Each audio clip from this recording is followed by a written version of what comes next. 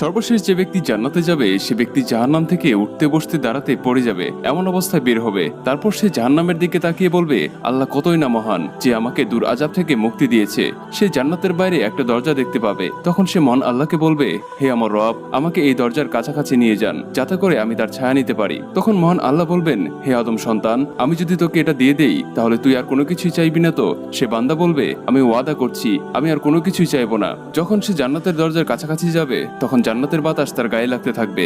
সে আবার আল্লাহর কাছে চাইবে, হে আল্লাহ, আপনি আমাকে জান্নাতের কাছাকাছি করে দিন। আল্লাহ বলবেন, তুই তো ওয়াদা করেছিলি। কিন্তু তারপরেও আল্লাহ তাকে জান্নাতের কাছাকাছি করে দিবেন আর জিজ্ঞেস করবেন, তুই আর কোনো কিছুই চাইবি না তো? বান্দা বলবে, আমি ওয়াদা করছি আমি আর কোনো কিছুই চাইবো না। যখন সে বান্দা জান্নাতের কাছাকাছি যাবে ও জান্নাতীদের আওয়াজ শুনতে পাবে তখন সে আল্লাহর কাছে আবার বলবে, হে আল্লাহ, আপনি আমাকে জান্নাতের ভিতর প্রবেশ করিয়ে দিন। কিন্তু তারপরেও আল্লাহ তাকে জান্নাতে প্রবেশ করিয়ে দিবেন। দেখেছেন আমাদের আল্লাহ কতটা মহান।